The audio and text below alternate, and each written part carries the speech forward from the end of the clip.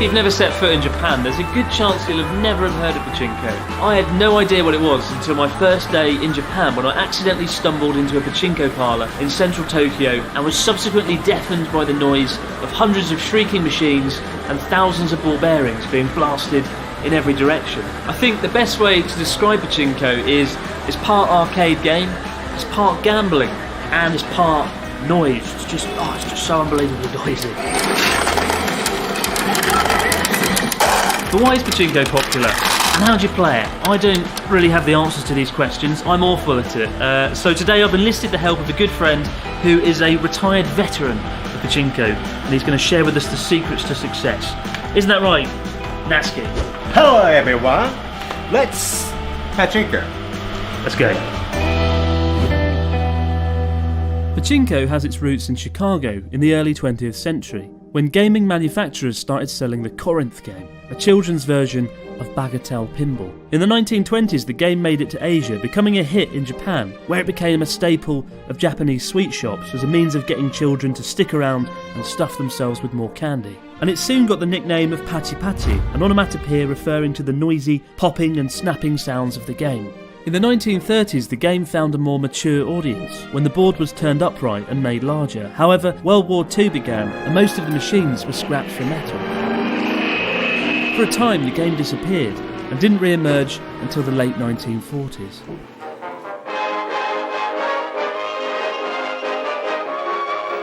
But it wasn't until after World War II that Pachinko became really popular, with a surplus of metal ball bearings in factories across the country and an entertainment sector desperate to be filled. It wasn't long before Pachinko took the country by storm. Oh, come on, really?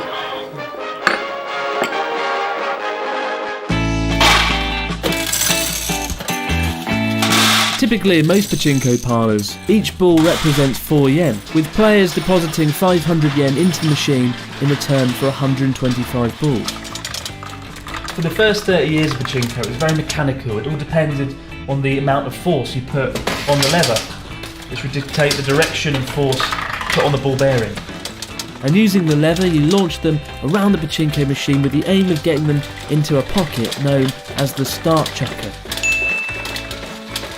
In the simplest games, this would lead to a jackpot and a flood of ball bearings which flow down into your container at the bottom. And at the end of the game, you redeem the balls for prizes. The more ball bearings you have, the bigger the prize. And then in the 1980s, Pachinko machines became electronic gaming devices, and things got a lot more colourful, a lot more noisy, and a lot more chaotic.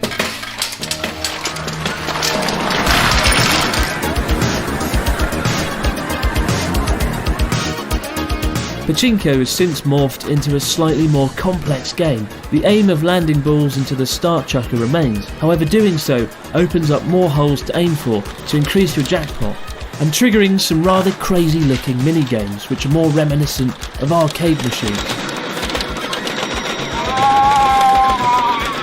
But there's more to Pachinko than just a flood of ball bearings and a dizzying array of colours. It is by far Japan's biggest gambling market. Gambling in Japan is technically banned, however Pachinko parlours have found a way around it. At the end of a game you receive a coupon or ticket, depending on the size of your winnings. You can then leave the Pachinko parlour and head around the back of the building or down a nearby street to a neighbouring counter where you're able to redeem the ticket for a cash reward. And because it's in a separate building, the gambling laws are easily circumnavigated. I remember the first time I heard about this loophole and how comical and ridiculous it sounded. But when you're talking about a market worth $200 billion or 4% of Japan's GDP, well, that's a lot of government tax revenue, isn't it? Pachinko parlours are typically difficult to film in, with the sort of strict policies you'd find in a casino. But we've been given access to film inside a Pachinko cafe in Takayama in Gifu, in the heart of the Japanese Alps, where the colourful noisy machines stand in contrast to the town's traditional Edo-era streets.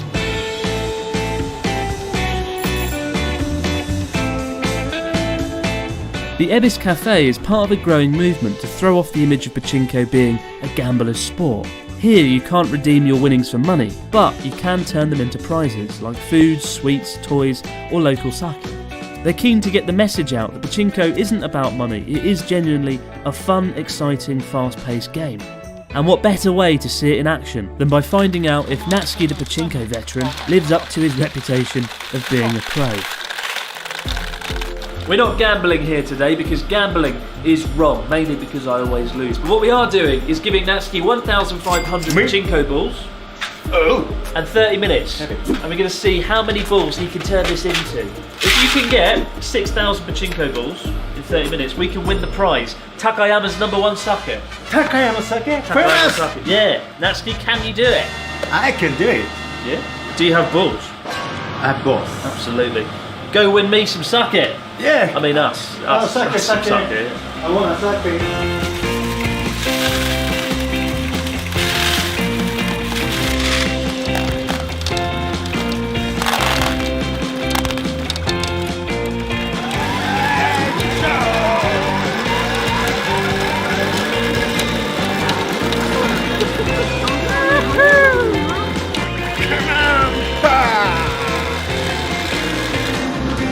Watching Natsuki play, I can understand how the game can be addictive, with the intermittent waves of ball bearings pouring down into the player's inventory.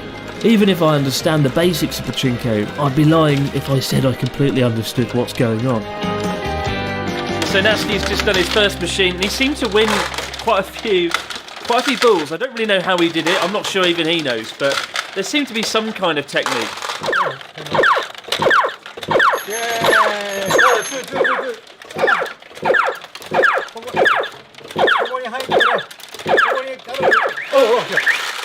Okay, center boy. And clever. And lucky boy. Lucky. Why do you think Pachinko is so popular in Japan? What is it about Japanese culture and Pachinko that go hand in hand? 日本人の、感覚なんだけど、運試しが大好きなんだよね。おみくじだとか、あとくじ引きとか、あとコンビニでもあるけど、最近ガチャポンもあるじゃん。何が出てくるか分かんないワクワク感。それとすごく似てる。今日もう玉がいっぱい出るからワクワク感。そういうちょっとしたスモールアミューズメントな、エキサイティングな感じを求めてるんだと思う。When most people think of Pachinko, they think of noisy, crowded rooms filled with smoke. However, to counter that, the Ebis Cafe has a no-smoking policy. They have a restaurant area where you can sit, socialise and eat and drink your winnings. And for foreign customers bewildered by how to play, there's even detailed instructions on how to learn and master Pachinko. As Natsuki hits the halfway mark in his quest to win us, some sake, I sit down with Keisuke Shindo, the manager of the store, who reveals perhaps the biggest change to conventional Pachinko parlours. ここのお店は1円パチンコで、1玉1円の1円パチンコでやっております。なぜならこちら4円パチンコ、今ある通常のお店ですと4円パチンコとかやはりお金をたくさん使ってしまってお金がすぐなくなってしまったり、なかなかやっぱりギャンブルっていう形になると自分の財布を苦しめてしまうっていう方が非常に多いんですけれども、1玉1円にすることで、例えばバスの待ち時間に少し打とうかなって思ってちょっと遊んでみたり、そういった意味で1玉1円で長く遊べるようにやっております。So, we're now counting out Natsuki's winnings. In 2 buckets. 2,000. Maybe 4,000.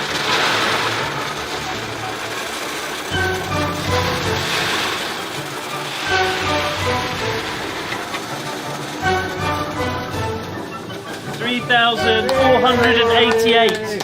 Over twice the amount. Started Twice. 1,500 and finished on 3,488. Well done. Thank you. Yeah, nice one. Goldie? Yeah, bye bye.